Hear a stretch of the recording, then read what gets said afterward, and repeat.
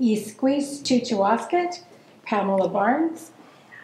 It's my honor today to formally welcome you to the Syilx territory. And so before I do that, I want to share with you a little bit about what our lands mean to us. In this part of Turtle Island, which is how we refer to North America, the sharing of our lands with peoples from other places is fairly recent. It's about 200 years. Where other parts of Turtle Island, that history goes back 500 years, 1,000 years, depending on where you're speaking of. But here it's fairly recent. And with those coming together of different peoples from different places, came some new ideas about human relationship to the land, and that are very different from our traditional viewpoint about our relationship to the lands. And so one of those concepts is the idea of ownership, human ownership of land. And we as Syilx people see ourselves more of borrowing these lands from our great-great-great-great-grandchildren. We look at things in 7 generations. And there's a very big difference between those two ideas. So if I own this necklace, I can sell it, I can trade it, I can give it away. It's mine, I can do what I want. It's up to me how I choose to care for it. I can take great care, or I can toss it aside. Again, it's mine. I can do what I want with it. If I borrow this necklace, everything changes in those relationships. I cannot sell it. I cannot trade it. I cannot give it away. And there's an expectation that I take the very best care possible. And when I leave it or return it, that at least it's in the same condition I found it in, and if at all possible, in better. So those ideas are very different. And it's with that understanding of our relationship to these lands that we first welcomed people to the traditional unceded territory of the Syilx people.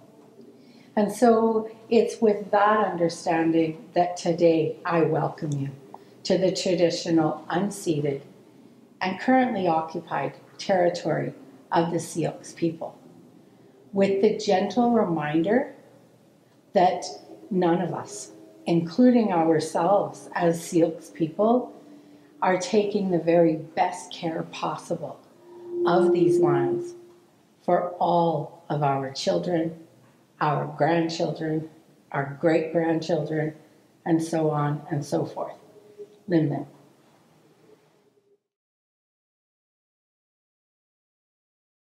All right, well, I will dive into my introduction and then I'll hand it over to my lovely guests this evening. So hello and welcome everyone. My name is Victoria Verge. I am welcoming you today as an uninvited guest on the traditional, ancestral, and unceded territory of the Syilx Okanagan people. As the education coordinator of adult programming here at the Kelowna Art Gallery, and on behalf of the board of directors and staff, I'd like to respectfully acknowledge that we operate, gather, and benefit every day on the land of the Syilx Okanagan Nation. So tonight, as you can see, we are joined by 2 guests. We have Leah Taylor and the Kelowna Art Gallery's curator, Christine May, who are speaking in conjunction with our current exhibition, Story in 3 Parts, Ashevak, Pootoogook, Isuma, curated by William Huffman. A little bit about our speakers this evening before I hand it over. We have Leah Taylor. She's the curator of the Kenderdine Art Gallery and College Art Galleries at the University of Saskatchewan in Saskatoon, situated on Treaty 6 territory. and homeland of the Métis. Taylor earned an MA in History in Art from University of Victoria and a BFA from the University of Saskatchewan. In 2018, Taylor was awarded a 6-month curatorial residency with the Banff International Curatorial Institute at the Baffin Center for Arts and Creativity. Taylor has actively curated exhibitions since 2006, both nationally and internationally, and in 2020, she helped present Kenojuak, Ashevak, Life and Legacy at the College Art Gallery, which we will be taking a look at this evening. And of course, we have Christine May, our curator here at the Kelowna Art Gallery. She holds an MA in Art History from Concordia University in Montreal and a bachelor's degree in Art History and Museum Studies from Arizona State University. Originally from Saskatchewan, she has worked in exhibitions management across Canada, including the Mendel Art Gallery, the Toronto International Film Festival, the Gardner Museum, and the Gardner Museum of Ceramic Art in Toronto. And she was also instrumental in helping to present a story in 3 parts here at the gallery. So just a quick note about the housekeeping rules this evening. Please try to save your questions until the end of the chat. Just type them into the chat menu. We'll have time to address them all near the end of our lecture. And just one last thing to mention, we are recording this session for future viewing. So if anyone would like to check it out at a later date, you are welcome to do so. It'll be posted on our website. All right, so that's everything from me. I'll hand it over to you guys. Take it away. Great, thank you. Hello, everyone. It's really great to be here. I'm really appreciative and thankful of the Kelowna Art Gallery for inviting me to speak with Christine today. And I am joining, as you mentioned, from Treaty 6 territory and homeland of the Métis in Saskatoon, Saskatchewan. So yeah, really excited to be here and take a closer look at these incredible exhibitions, focusing specifically on Kenojuak, Ashevak. So, and Christine, I think it's worth mentioning that we do have a bit of shared history already just from your time in Saskatoon. We do. We knew each other like 10 years ago. Mm-hmm. Yeah. When you were at the Mendel Art Gallery and I was still at the Kenderdine College Gallery. So we were able to, I don't know if we really collaborated on projects, but we definitely knew each other as colleagues. So yeah. It's great. Nice to be doing this together again. Yeah. Yeah. And of course, I want to thank William Huffman, curator of both projects. He certainly was able to sort of bring this all forward for us, and certainly other opportunities that have been really fruitful that came out of the exhibition and working with him. So really appreciate getting to know him as a colleague through this project. So as Victoria mentioned, we had Kenojuak, Ashevak, A Life and Legacy at the College Art Galleries in 2020. It was part of our winter season programming, and it had such an incredible start to the exhibition. And then in March, we had to close the exhibition due to COVID and the pandemic. So we were able to keep it up until the end of the exhibition run, but it sort of became then that we were doing a lot more online programming and doing the big pivot that we've all learned how to do. So it didn't get to see its full run with us, but I do feel like it really touched on our community and had a really great response in the time that we were able to have it up. I also wanted to just talk about what our overall exhibition programming looked like in that particular time, because there was actually 3 respective solo exhibitions that sort of coalesced to present this really dynamic and diverse range of Canadian female Indigenous artists. And they represented multiple generations, histories, territories, and practices. So along with Kenojuak, Ashevak, in our other 2 galleries, we had the work of Catherine Blackburn for an exhibition called With These Hands from This Land, and also from Carolyn Monet, and her exhibition was called Data Creatura.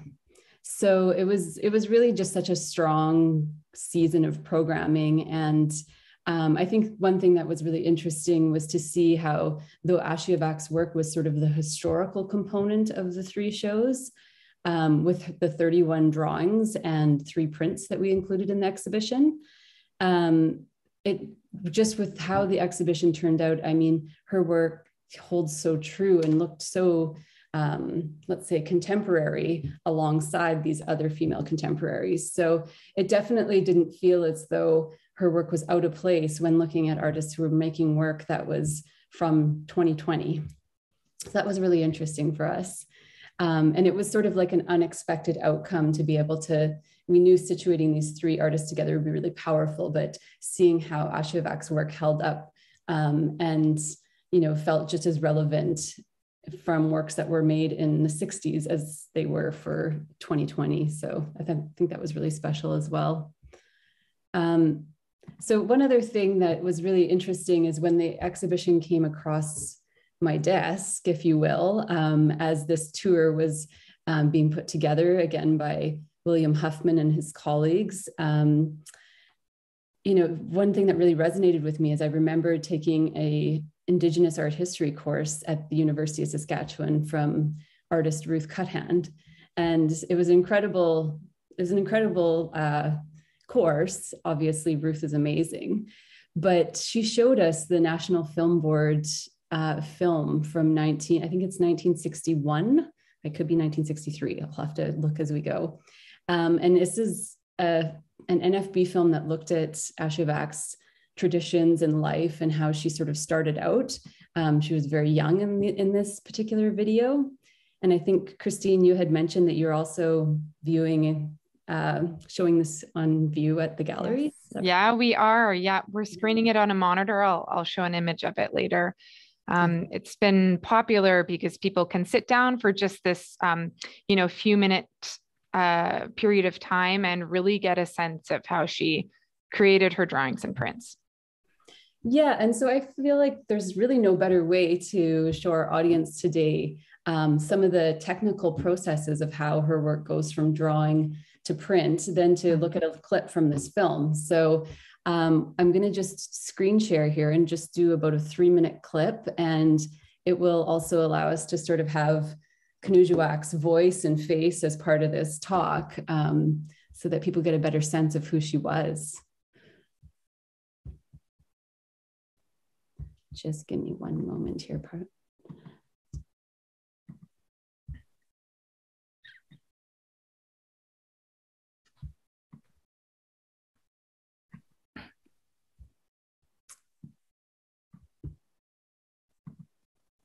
So we'll just watch about 2.5 minutes here. And let me know if there's no sound. Kenojuak,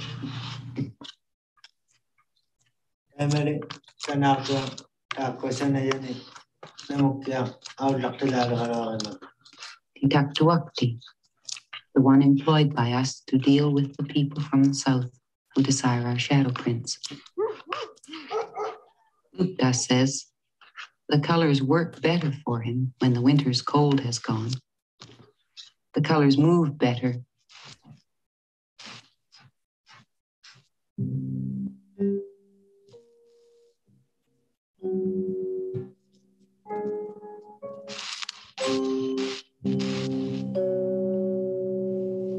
In the past, we've carved in stone and drawn on ivory, but this is a new idea.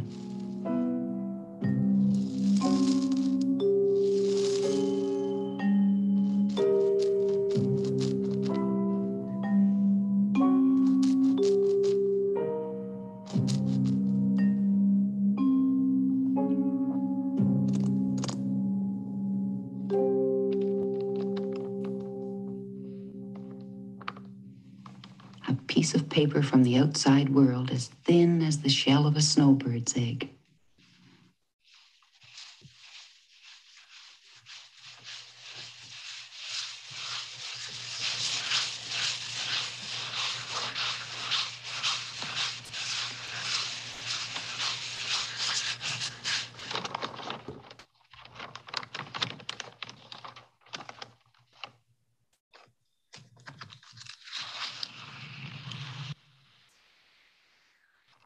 Una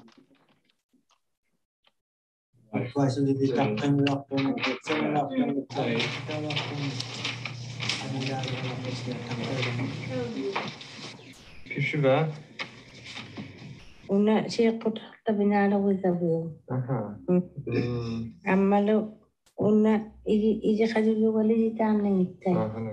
He asked me why did I choose to draw this one. Achoo, I said. I don't know. But my husband says the spirits must have whispered in my ear. My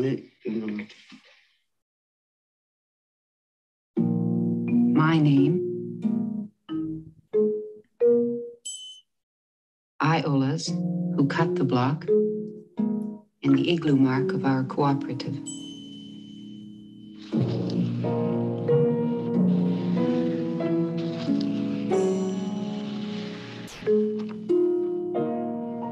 Think, from one of my drawings come 50 prints.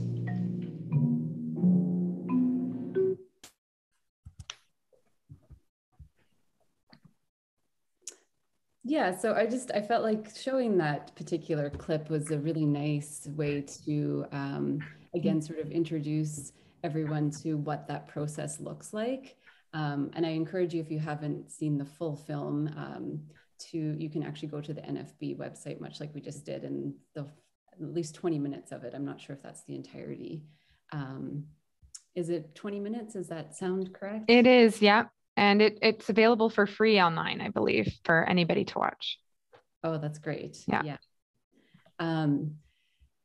So I think the one thing that was really interesting for us with taking a life and legacy is that rather than it be the prints, we actually had 31 of the drawings. And so the original drawings, as you can see, Ashevak collaborated with the stone carvers and printers, and it was a whole process that the cooperative worked together on. And certainly to be able to show these drawings, they were never before seen. So that was also something that was really exciting to us.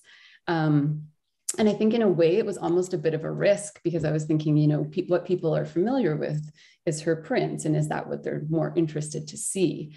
But to be able to see the pencil marks and the pencil crayon, and to get a different sense of that materiality from like directly her hand, I thought that was also really important.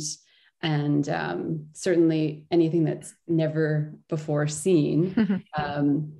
William Huffman worked with the cooperative to make the selection, and it was just 31, so it was a concise selection of her works. But now I'm just actually going to screen share one more time so I can show you the images from our gallery's installation. And I should just point out that I did mention we have 3 different galleries. And so this exhibition was in College Art Gallery 1, which is essentially our upper floor. And beneath it, we had Carolyn Monet's exhibition in College Art Gallery 2.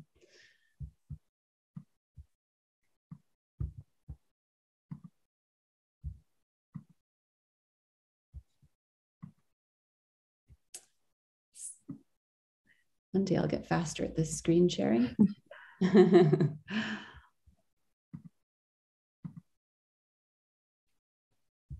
So I think one thing that's kind of going to be exciting in terms of looking at both of our exhibitions at one time is there's completely different approaches to the installation.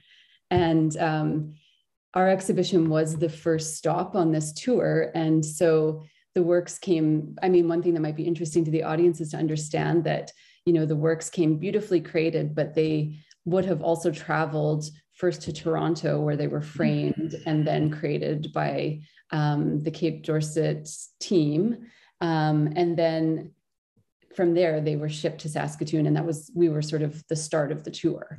I certainly know that the tour didn't go exactly as planned based on COVID. I'm sure there was lots of timeline switches and maybe even cancellations. So that's maybe something you know more about that you can speak to. But as the inaugural location, there actually wasn't really concrete floor plans that we had to adhere by either. We were sort of configuring the works in a way that we felt suited the space. So on one hand, it was a little bit intuitive. And then on the other hand, there was certainly really clear relationships between pieces that just, it made a lot of sense in terms of pairing them together. But I do feel like Kelowna Art Gallery probably put them in completely different configurations as well. So again, it'll be interesting to look at both of our spaces. Yeah. And we decided to simply go with, the sort of clean white walls. Part of that was, I think, that the images for us, because it wasn't quite as a fulsome exhibition where we were tying other artists together, they were completely separate solo shows. And so I felt like this kind of kept a really sort of contemporary and minimalist aesthetic that actually was a nice counterpoint to the two films by Carolyn Moneo that were shown. And so on one hand, hers was quite darkened and painted quite dark, and the rooms were very intimate to view because it was solely film work. So it felt really quite nice to then transition to the upper space and have sort of a lot of brightness and lightness and really like strong clarity around the images for Ashevak. And of course, you can see that there was this group of smaller works that actually fit beautifully in this area where we have sort of an overhang and it's a more condensed ceiling, a little tighter wall. Some of the choices were based on even pragmatics like size, and then in the size range, we would work on, like, essentially we consulted with William via, I don't think it was Zoom. I don't think we were quite there yet, via digital images to just pick some of the locations and pairings. But again, a lot of it was based on how we felt the works were best represented. For example, the piece on the right that you see in this image was the lead image that we used for all of our promotional materials. So we really wanted the viewer to be able to recognize that and see that when they walked in the door and know that they were entering into this particular exhibition. And as you know, there's really strong thematics of either owls or birds or fish. And of course, these speak to Ashevak's sort of intuitive nature of drawing what she was seeing around her, but also from her imagination and from shadow play and all of those things that she references when she talks about her drawings. So we tried to kind of consider that, and how I like the relationship of seeing those things quite in either right side by side or in close proximity. So you can see in this particular image how the two fish, they're quite similar drawings, but I like how you just see those slight differences in having them in close proximity. And then of course, there's our didactic text. So how our gallery is situated is, you're sort of entering, as you can see, behind this wall into what creates somewhat of another room. And so that room, I feel like, as we make our way there in these images, it had a really different feeling from some of the other spaces. Such incredible pieces. And it is quite hard to tell, I think, until you spend a bit more time up close with the works, that they are drawings and not prints. It's kind of amazing how exacting her pencil crayon drawings were. And I did, within that NFB film, it shows her drawing and, working on some of these beautiful areas that we see here.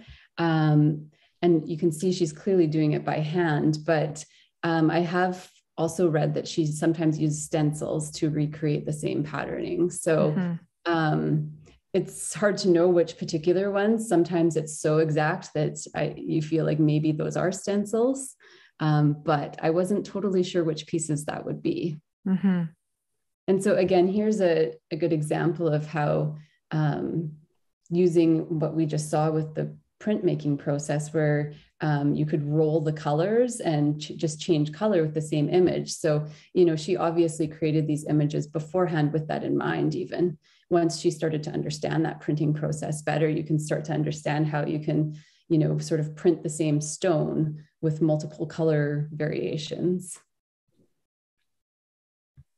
So they feel like, you know, really concise planning, if you will.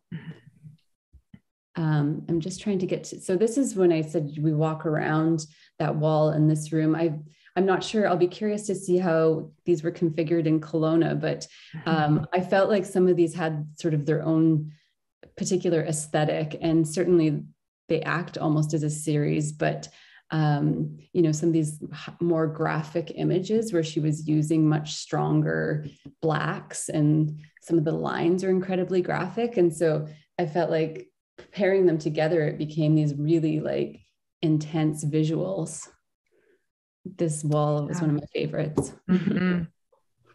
Yeah, Leah, I think you'll find it's funny because coming from different perspectives and curating for different audiences, a lot of your choices are similar to the choices that we made in Kelowna. So when I show you the photos, you'll probably notice, oh, these two were paired, you know, the same at the Kenderdine. So yeah, it's interesting to see those kind of natural choices that come to light. Yeah, exactly. And I mean, again, these seem like probably a natural series, but there could have been the possibilities to break them up. But I felt like they just told more of a story when they were shown together. And a lot of people really liked this series. It was kind of interesting. I was amazed at how many people were drawn to this, because I feel like they were works that were not as indicative of what people would associate with Ashevak. Especially, you know, being so well known for the owl, for example. I did find a lot of people were very interested in these three works. And these ones also kind of, to me, were, you know, almost a little bit odd in their choices. Even the color choices, so, you know, that particular purple. Yeah.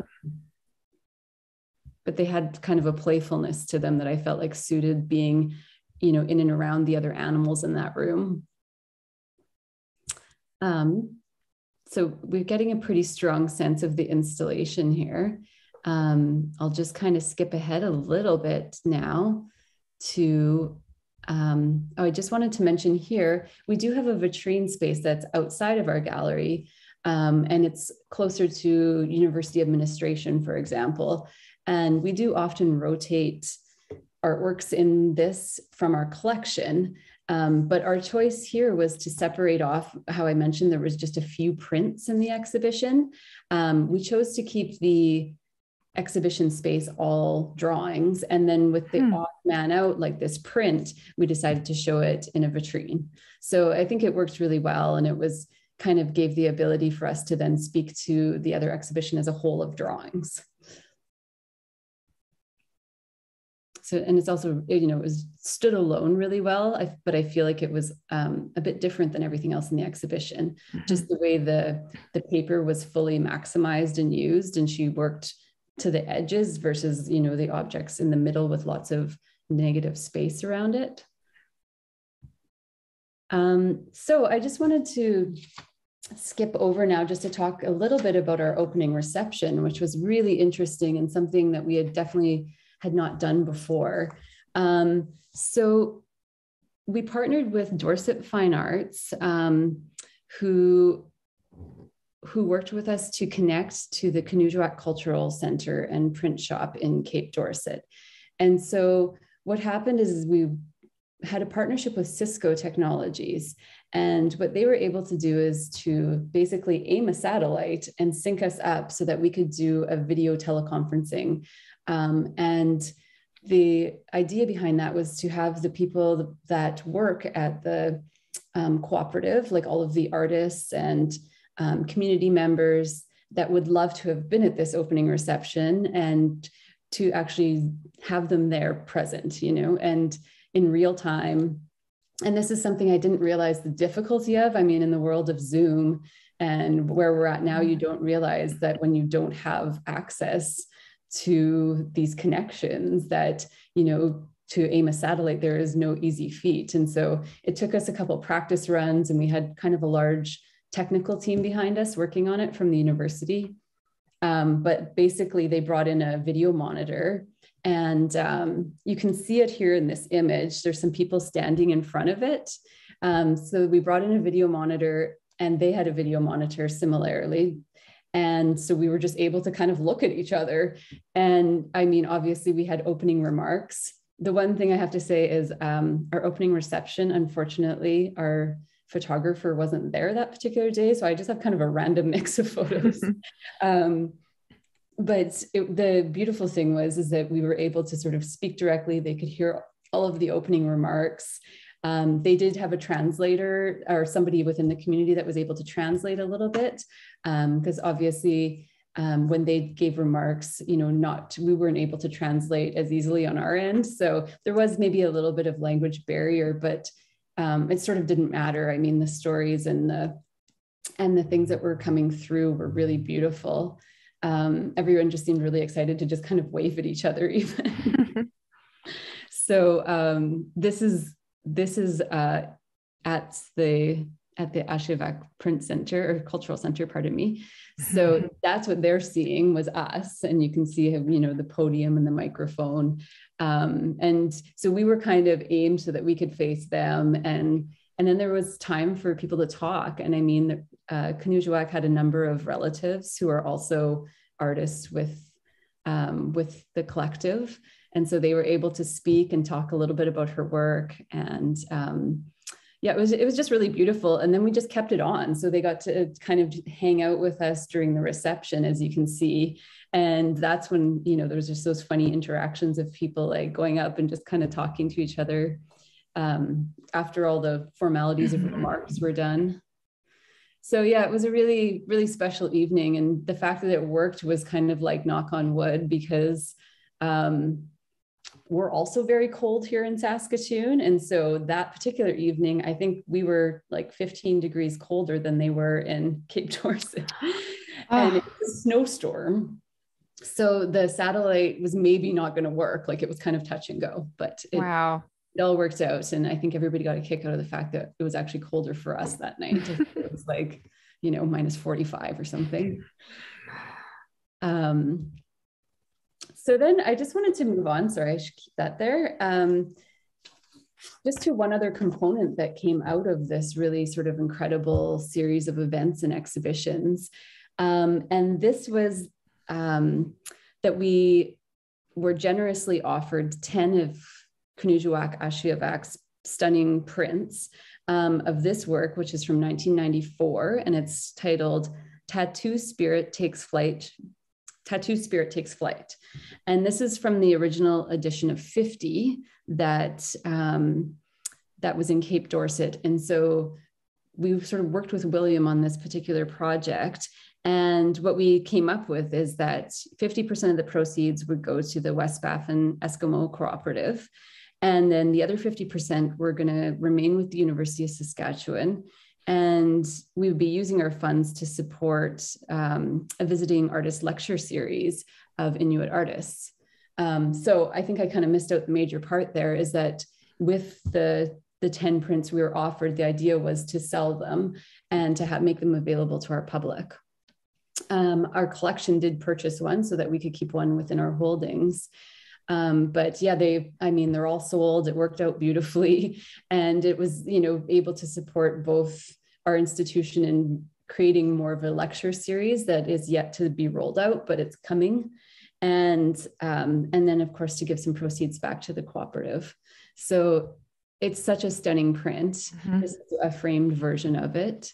And then just like a detail here that you can see of her signature, much like we saw in the video.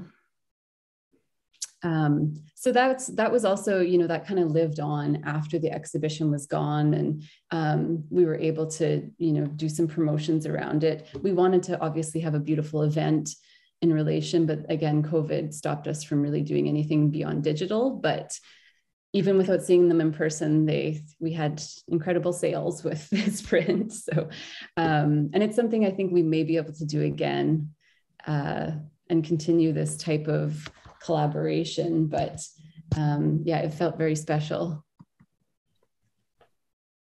So that's kind of a little synopsis from my end. So I guess just with keeping with time, I'd love to see what came out of Kelowna Art Gallery. Yes, thank you so much. It's really interesting to see how different the two exhibitions can be. So I'll jump right into it and share my screen here. There we go. So, you know, our exhibition really evolved quite a bit from the original. It was before my time in joining the Kelowna Art Gallery in September. These conversations were happening for quite a long time between our director here and the curator, William Huffman, from the West Baffin Eskimo Cooperative. But we knew that we wanted to show the drawings and the 3 prints by Kenojuak. And we just needed to figure out how it could fit in our space, which is 3,000 square feet. So what we did was we decided to add a contemporary of Kenojuak, who is Pootoogook. And her section of the exhibition is called Creatures, Shadows, and Dreams. And you'll see how different the artwork that she's creating in the same time frame as Kenojuak actually is. And then we also added a film screening by Asuma Cooperative, Asuma Collective, which you know, is really a collective of artists and producers, and they developed a recent film called At a Good Look, A Life to Live For by a female Inuit filmmaker named Carol Canuck. So we were really lucky to have that screening here. It's a 37-minute film, and I'll kind of walk you through the exhibition so you can get a sense of the choices we made, both in regard to the artwork layout, but also the exhibition design. So...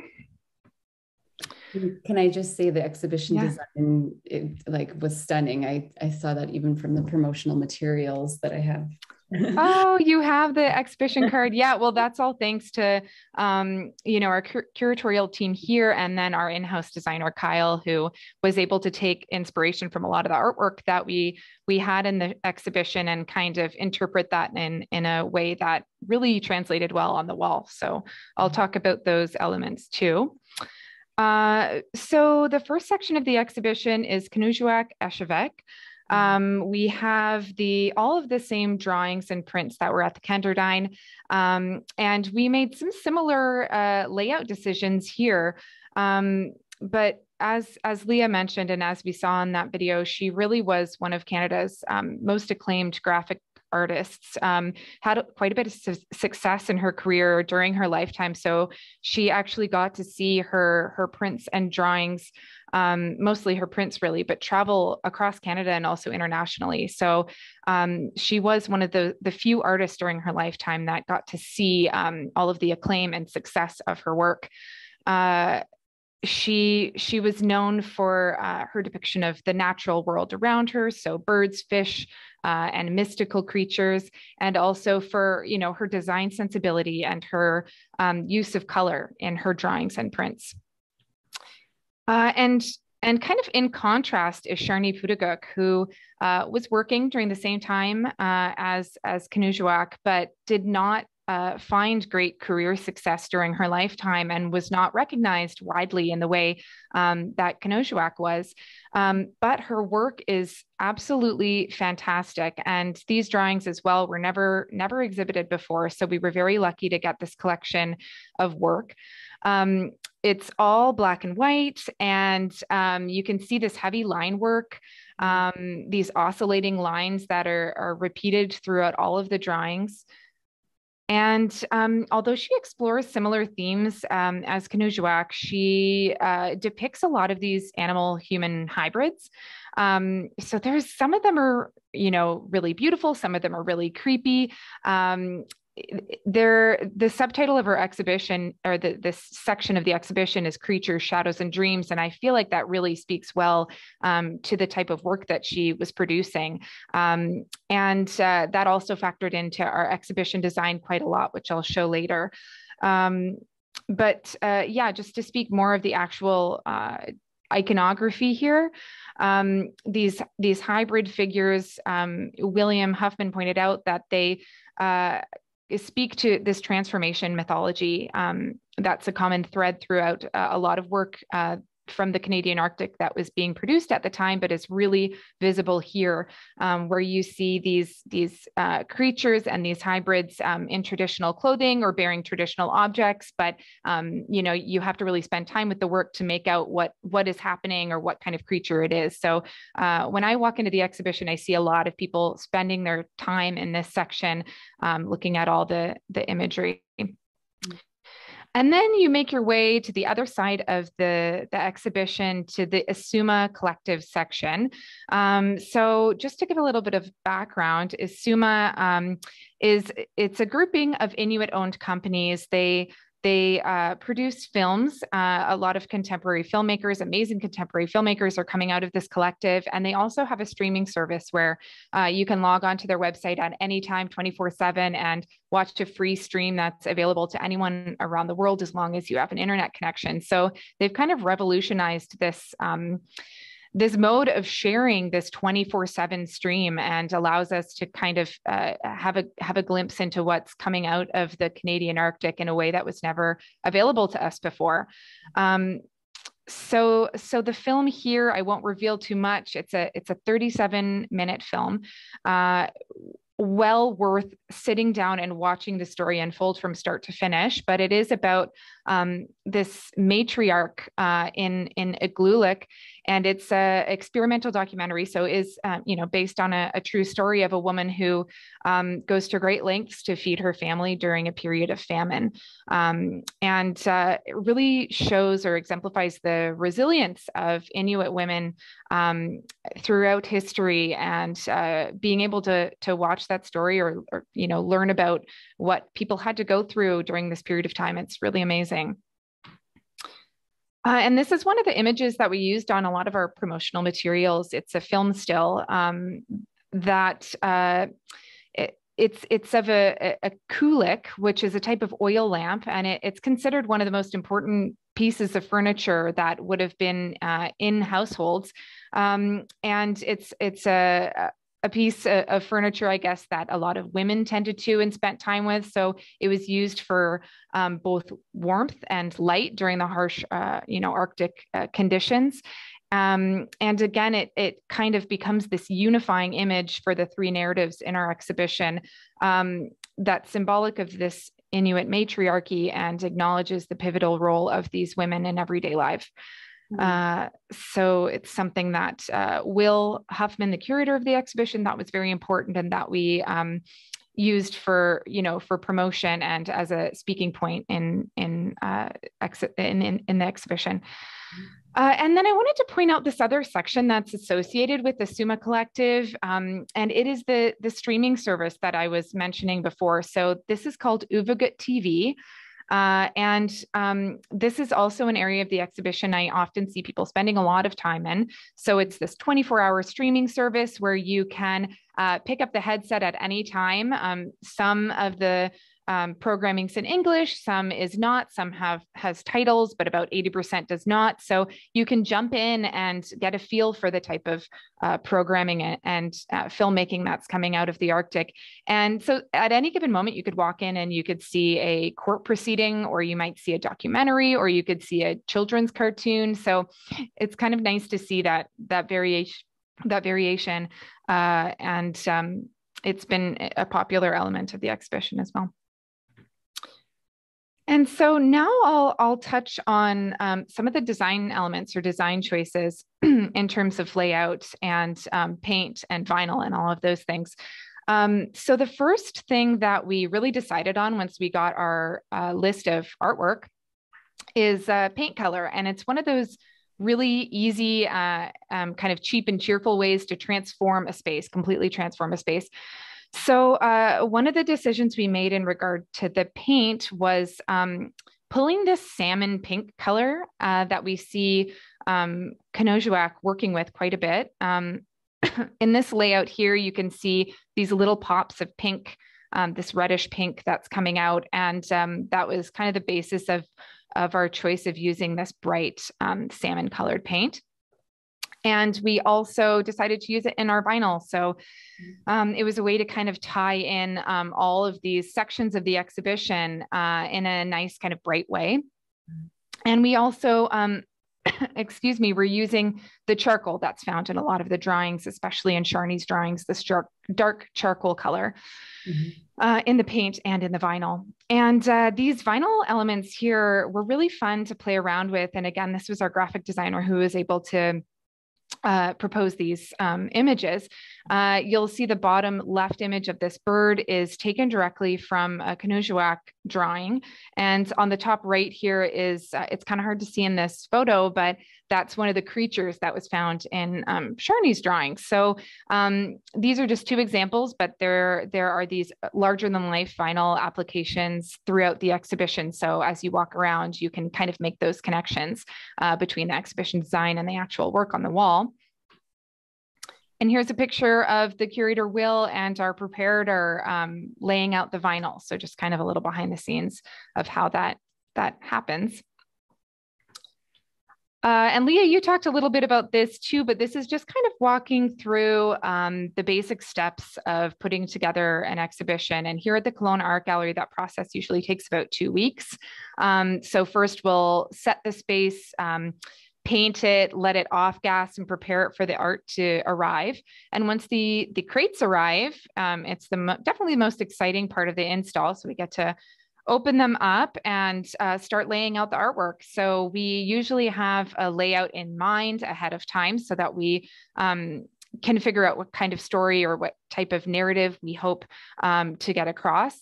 And here are some of our staff members laying out the work and measuring and being really precise to make sure that it's all looking beautiful on the wall.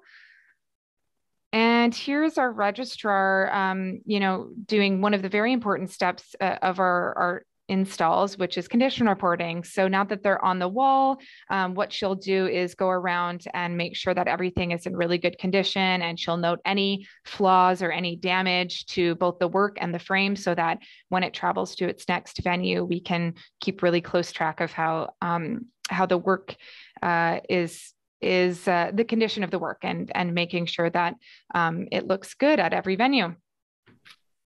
And then this is kind of an interesting, I want to just share how we plan the exhibition before the actual work comes to us. So we see these little thumbnails or these little files that William would have sent us. And we have to kind of get a sense of how it could be laid out in our space. So I mentioned before, it's 3,000 square feet. We've got a lot of running feet on the wall, which is great, but we want to make the best use of our space. And I'm looking now at the layout that we had originally envisioned and how much it actually changed in its final form. But it's kind of good to get a sense of dimensions and where the work will go in each section. And then in the moment, a lot of things change, but at least we've got an idea going into it of what works might be paired together. And then this is our section that kind of talks about the printmaking process. So I wanted to pull this one out specifically because we did get 3 prints, the colorful prints that you see on the top row here. And we paired them, made a very literal connection here, showing the drawings on the bottom row so that you can really get close up to the work and you can see the difference between the drawings and the prints.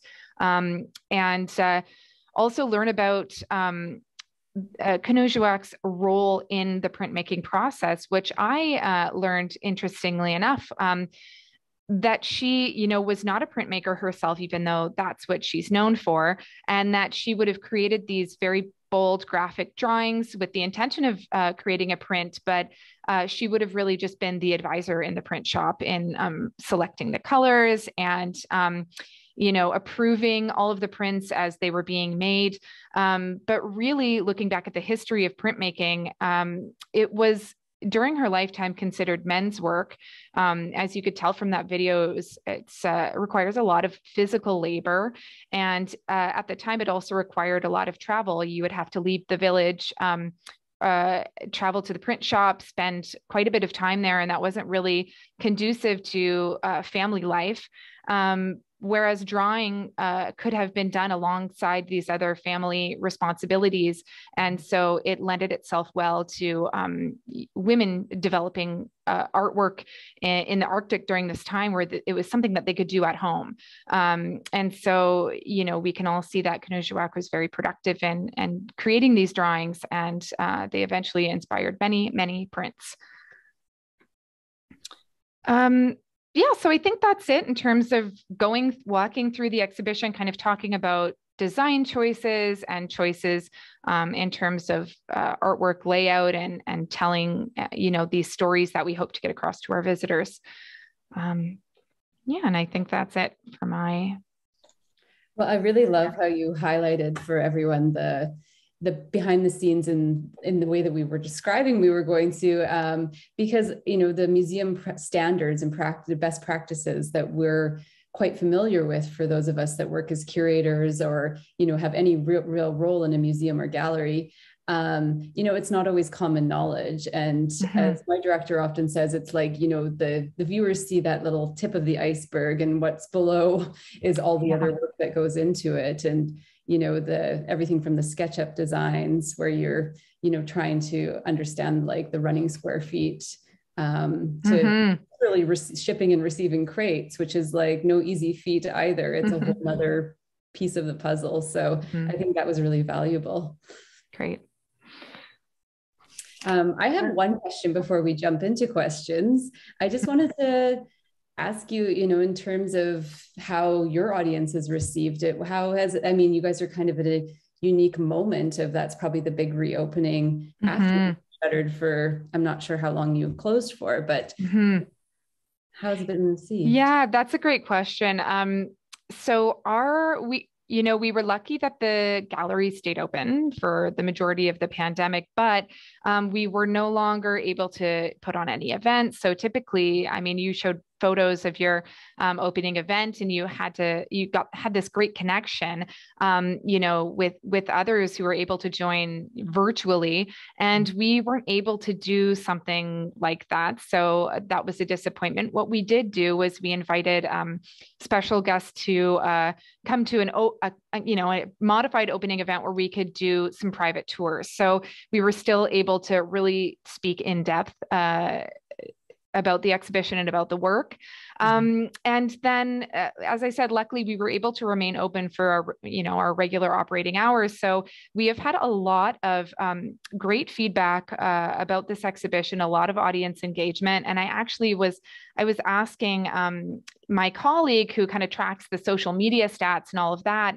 And he said, this has really been one of those exhibitions where we've seen overwhelming positive engagement and people being, really excited about the artists, the film, and also seeing repeat visitors, which is really nice, especially during a time where, it's hard to get out and about, but to see people come check out the artwork and maybe, notice there's a film and then come back to screen the film. So it's been incredible for audience engagement and for, in general for visitorship. It's been really nice. And we're happy to have been able to extend it. Originally, the exhibition run was going to only be 3 months, and now we have it on till May. So it's kind of nice to have it here for that extra period of time. Great. Yeah. Also been really popular with school tours as well, which we were able to reintroduce this past September. So it's been really nice to see, the kiddos enjoying it and taking inspiration from the prints and the whimsical nature of, the Canadian Arctic and the animals. So yeah, it's definitely gone over really well, which is great. We're happy to answer any questions from the audience at this point in time. So if anybody has anything they would like to mention, please pop it into the chat here. I see that we just got one from William Huffman. Thank you so much for joining us and tuning in. He says, greetings from Warsaw. Says, such a thrill to see Leah and Christine in dialogue, amazing curatorial forces, so appreciate hearing their insights, and it was such a thrill and privilege to experience the shows at each venue. Loved working with both Leah and Christine. Big thank you with much admiration. Thank you, Will. I'm sure. Thanks, Will. So nice that you're in attendance all the way from Warsaw. It's amazing. Yeah. Thank you. And it was wonderful working with you as well. Yeah. I have an inquiry for both of you. Oh, actually, we'll skip my question. We have another one here from an audience member. All right, Heather is saying, what are your thoughts or feelings on the subject of digital justice as it relates to remotely located artists and audiences in terms of future exhibitions? This was so amazing for me because I am not able to get to Kelowna as much as I like. Christine, I'll let you. Yeah. Yeah. Well, I mean, in terms of doing these types of events and panels and lectures, I mean, Victoria, too, you lead so many of these, so you might have some input, but I think it's a success in doing these, virtual events. And moving forward, I think we hope to continue these as well as hybrid events. So, partially in person, and then being able to have it live online for people who aren't actually able to be in attendance. I think it says a lot for accessibility, and it seems like something we should be continuing for sure for future exhibitions, for future events. It's been working out really well for us. So it's kind of a nice change.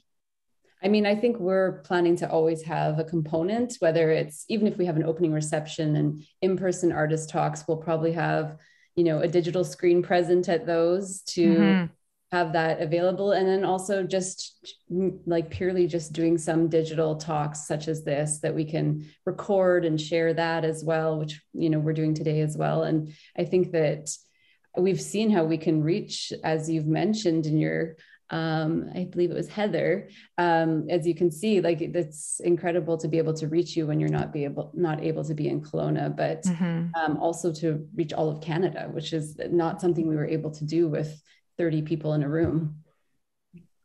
It also lends itself really nicely to being able to actively, chat with artists who aren't able to come to Kelowna and see their work or help install their work. So, for example, you, Leah, you're not here, but we can still have you join us.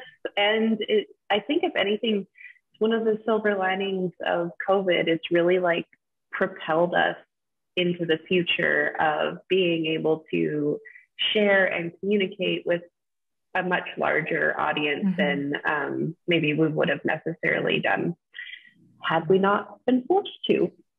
Yeah. Okay, so we have a few other things here. One from Teresa. I would like to add my support for the online talk.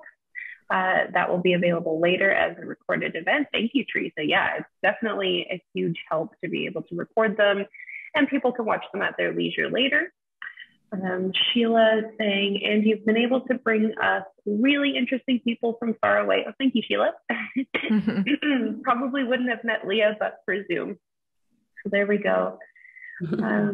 Seems like everybody is pro online events. That's great to hear. And regardless, I think it's like Leah and Christine mentioned, it's something that we will definitely continue, even if we're doing in-person events. I think it's just such a great opportunity to be able to put them online afterwards as well. So connecting globally. Yeah. Well, I'll go ahead and ask my question. I was just curious if either of you had worked this closely in the past with exhibiting Inuit art or art from the Canadian North, or was this maybe your first experiences with working with this art? Yeah, actually with art galleries, I should mention we also have a collection. And so the University of Saskatchewan art collection is part of our folio with the galleries. And we have 7,000 art objects in the collection. And a huge number of that is, well, not a huge number, that makes it sound disproportionate. There's approximately 1,200 works that are Inuit sculpture, stone sculpture, and we do have a number of really important prints in our collection as well. So I definitely have worked with pieces and worked with putting them out on campus, for example, in permanent exhibition displays, but I hadn't worked with a touring exhibition or with one specific artist. And certainly, you know, it's not an area that I would consider my specialization in terms of research and what I can bring for a curatorial voice. So I'm always looking at including other voices of curators and research experts such as William that would be able to highlight that and bring that to the forefront. But in terms of showing in our galleries, we have shown a huge number of our collection pieces together, but I was not the curator of that. Yeah, I mean, similarly to Leah, it's not my area of expertise, so I felt very lucky to be able to work on this show. I was able to work on a small exhibition while I was at the Gardner Museum of contemporary Inuit ceramics. It was amazing to be able to handle those objects and see them kind of up close and personal. But in terms of drawings and prints, this was new for me. And I think in that way, as a curator, as someone who works in a gallery, it makes it even more exciting to be able to kind of embark on something new and fresh, you know, with fresh eyes as well. So it was a great experience. Excellent. Well, thank you for answering my question. It's of course, it's always nice to have two wonderful curators here and being able to learn more about your practices and see what you'll be able to bring us next. I definitely appreciate having you both here with us. I think we've come to a natural pause in our questions, unless there's anything else from either of you.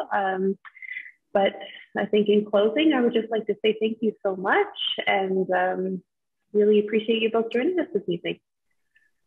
Thanks, Victoria. Thanks so much, Leah. Yeah, thank you. And thanks to the Kelowna Art Gallery for inviting me in to do this. It was really exciting to see this exhibition move along. And, you know, of course, I believe that Kenojuak Ashevak continues to deserve the amazing attention that we're getting. So that's great. Yeah. Thanks, Christine. Wonderful. Thanks. Well, thank you, everyone. And I hope you all have a great evening. Again, this will be recorded for future viewing. So if you missed it or know someone else who'd like to check it out, it'll be up on our website in a couple of days. All right. Thanks, everyone. Have a great evening. Bye, everyone. Bye. Bye. Bye.